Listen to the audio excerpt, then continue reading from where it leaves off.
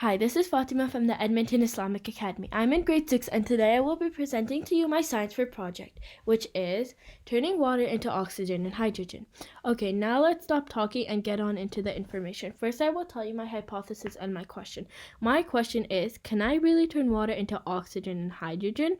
Now my hypothesis is, I hypothesize that I can successfully convert water into its natural elements such as oxygen and hydrogen because the electricity will cause the molecules to separate.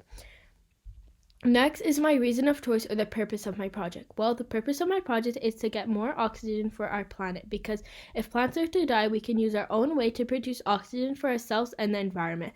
Another reason I want to do this is that most of the earth is 71% covered with water and we can't drink most of that because it has salt, and why waste water when we can make new things with it like oxygen and hydrogen? Okay, that's enough of that. Now let's talk about my background information. Well, electrolysis is a process of using electricity to split water into hydrogen and oxygen. This happens when the water molecule is broken down into H+, also known as hydrogen, and OH-, also known as hydroxide, ions when an electric current is passed through it. In chemistry and manufacturing, electrolysis is a technique that uses direct electric current to drive an otherwise non-spontaneous chemical reaction. The separation of water into its core elements is a non-spontaneous reaction and requires some electric input in order to move forward. A spontaneous reaction is a reaction that favors the formation of products at the conditions under which the reaction is occurring. A non-spontaneous reaction is a reaction that does not favor the formation of products at the given set of conditions. A non-spontaneous reaction requires some sort of input energy. So now let's talk about my method and how I did my project. First, connect one end of the crocodile clip to a piece of graphite and the other to the battery. Secure the graphite ends to the bottom of the tube with the graphite sticking up, and place an inverted test tube over each piece of graphite, held in place by by the elastic bands. Dissolve the biscard of soda in the water and fill the tub.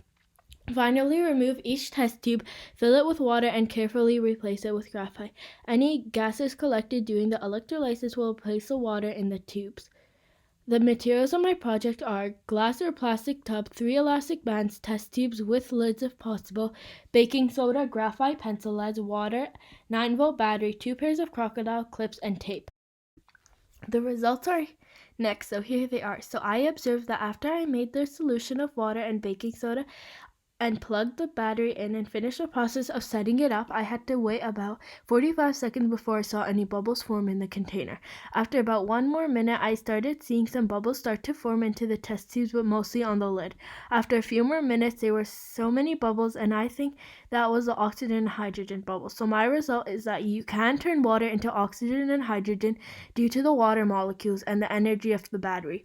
My recommendations if I were doing this project, again, is that I would try waiting longer and try using other batteries and try larger amounts of water. I would also try using more solutions like lemon water or vinegar because I heard electrolysis works best with vinegar.